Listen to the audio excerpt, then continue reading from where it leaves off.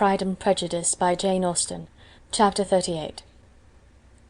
On Saturday morning Elizabeth and Mr. Collins met for breakfast a few minutes before the others appeared, and he took the opportunity of paying the parting civilities which he deemed indispensably necessary.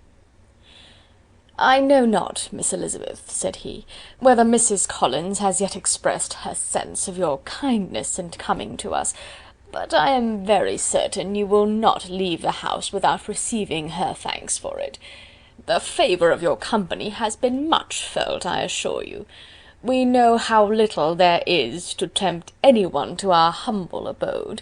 Our plain manner of living, our small rooms and few domestics, and the little we see of the world, must make Hunsford extremely dull to a young lady like yourself. But I hope you will believe us grateful for the condescension, and that we have done everything in our power to prevent your spending your time unpleasantly." Elizabeth was eager with her thanks and assurances of happiness. She had spent 6 weeks with great enjoyment, and the pleasure of being with Charlotte, and the kind attentions she had received, must make her feel the obliged. Mr. Collins was gratified, and with a more smiling solemnity replied, "It gives me great pleasure to hear that you have passed your time not disagreeably. We have certainly done our best, and most fortunately having it in our power to introduce you to very superior society, and from our connection with Rosings, the frequent means of varying the humble home scene, I think we may flatter ourselves that your Hunsford visit cannot have been entirely irksome. Our situation with regard to Lady Catherine's family is indeed the sort of extraordinary advantage and blessing which few can boast. You see on what a footing we are. You see how continually we are engaged there. In truth, I must acknowledge that, with all the disadvantages of this humble parsonage, I should not think anyone abiding in it an object of compassion, while they are the sharers of our intimacy at Rosings." Words were insufficient for the elevation of his feelings, and he was obliged to walk about the room, while Elizabeth tried to unite civility and truth in a few short sentences. "You may, in fact, carry a very favourable report of us into Hertfordshire, my dear cousin. I flatter myself, at least, that you will be able to do so. Lady Catherine's great attentions to Mrs. Collins have been a daily witness of, and altogether, I trust, it does not appear that your friend has drawn an unfortunate... but on this point it will be as well to be silent. Only let me assure you, my dear Miss Elizabeth, that I can from my heart most cordially wish you equal felicity in marriage. My dear Charlotte and I have but one mind and one way of thinking. There is in everything a most remarkable resemblance of character and ideas between us. We seem to have been designed for each other."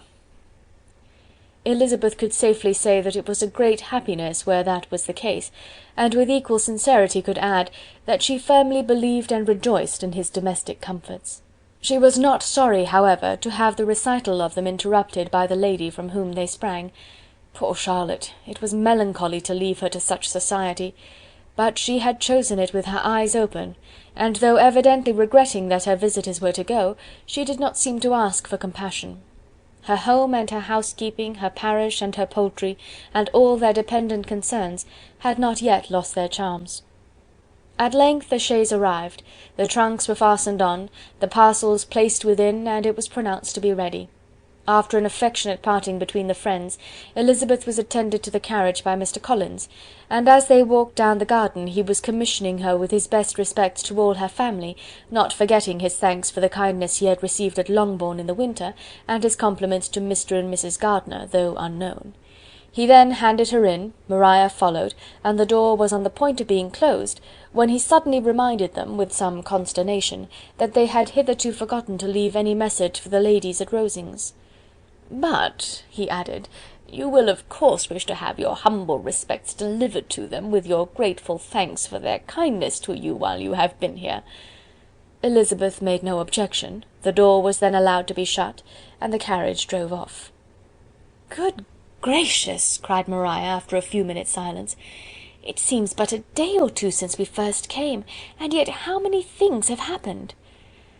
"A great many indeed," said her companion with a sigh. "We have dined 9 times at Rosings, besides drinking tea there twice. How much I shall have to tell!" Elizabeth added privately, "and how much I shall have to conceal." Their journey was performed without much conversation or any alarm, and within 4 hours of their leaving Hunsford they reached Mr. Gardiner's house, where they were to remain a few days. Jane looked well, and Elizabeth had little opportunity of studying her spirits amidst the various engagements which the kindness of her aunt had reserved for them.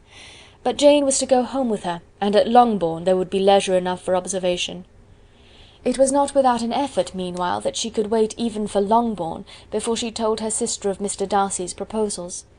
To know that she had the power of revealing what would so exceedingly astonish Jane, and must at the same time so highly gratify whatever of her own vanity she had not yet been able to reason away, was such a temptation to openness as nothing could have conquered but the state of indecision in which she remained as to the extent of what she should communicate, and her fear, if she once entered on the subject, of being hurried into repeating something of Bingley which might only grieve her sister further.